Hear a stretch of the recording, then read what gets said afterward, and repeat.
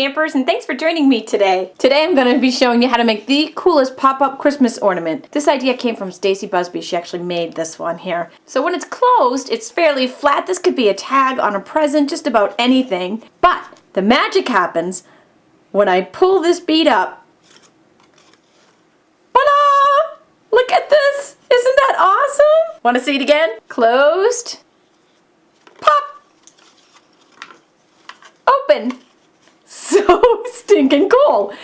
Not only is this a super stinking cool project, but you are absolutely going to flip out when you see how super easy it is to make. Let's get started. Alright folks, you are going to want your Stampin' Up! Paper cutter for this one. 2 blades. Orange is for cutting, black is for scoring. I've pre-cut 5 3x3 sheets of Very Vanilla. Our end caps are 2 1.5 by 1.5 squares of Very Vanilla. For each of these 3x3 squares, I'm going to measure 1.5 inches on my cutter and score. Turn it and score again at the 1.5 mark. So I have a plus score line in here. And then I'm going to do 1 diagonal. You'll want to do the same scoring pattern on all 5 of the 3x3s. Okay, once these are all scored, we're going to stamp. I am not going to reinforce the score line until after I stamp. We'll be using the Serene Snowflake stamp set from Stampin' Up, Cherry Cobbler ink pad, and for this we're going to want our Stamp-a-majig, which is our stamp positioner. I'm going to take the imaging sheet that comes with it, line it up in our Stamp-a-majig, just line up that corner right there. Ink up our main snowflake so the Stampin' Up! Is facing up, and just line that up with the imaging sheet and stamp it down. When I pull it up, I have my image on my imaging sheet. For those of you that must have perfection, this Stamp-a-majig will be your best friend. I'm going to want to stamp this image in the center of each of my squares. So I'm going to line that up. Once it's lined up, I'm going to line up my Stamp-a-majig, lift, and then stamp that snowflake right down, again with the Stampin' Up! Facing up. And so this will be stamped right in the center on one side of each of our squares. And when you're done, this imaging sheet just wipes clean with Windex. Once you've got your 5 snowflakes, flip these over to the back side. I'll be taking a Certainly Celery ink pad and our sparkling jumbo wheel, which just pops in the Stampin' Around jumbo handle. So that just pops right in and out. So if you had other wheels, you could pop them in and out too. Wheeling this around a couple of times in the Certainly Celery ink pad and wheeling it, and I have to ink it up each time because I don't have a cartridge in.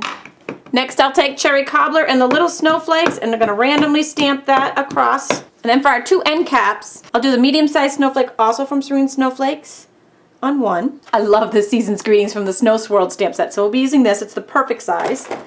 I'll wheel over the snowflake with some green. Next I'm going to take the Cherry Cobbler ink pad, a wedge of a Stampin' Sponge, and I'm going to sponge the edge of all of the panels. Just need to do the front of the 2 end caps, but on the larger snowflakes, you want to do front and back. So now all the rest is just folding. So we're going to reinforce our score lines that we made earlier. Fold so the large snowflake is on the outside. The diagonal line folds in. This almost reminds me of that game we used to play when we were kids. You know the one I'm talking about? Red, green, orange. But I digress. So all 5 of your squares will have this shape. And all that's left is assembling. So take your snail adhesive, doesn't matter which side because they're both the same, of the outside edge. You want to line up 2 outside edges. So your first 2 will look like this. Isn't that the coolest? I love it.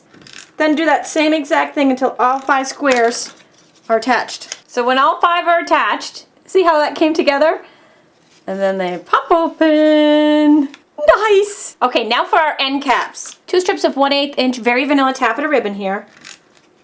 We'll use some snail on one end cap. We'll hold that down. Put our Season's Greetings over to hide the ribbon. And then for the other end cap, same exact thing. Snail, little taffeta ribbon, and put our snowflake down to hide that ribbon on that end. And now, to hold it open or closed, all we need is a bead. So today I'm using these jewelry designer beads. They need to have like 1/8 of an inch hole in them. That's the important part. Stacy used one of these green bauble beads, which was really beautiful too. So what you want to do is get your 2 ends of ribbon together real tight and push it through your bead till they come out the other side. And then just tie a knot in the top. And when you're done, open. And then pull your bead up. slide her back down, close. I could play with this thing all day.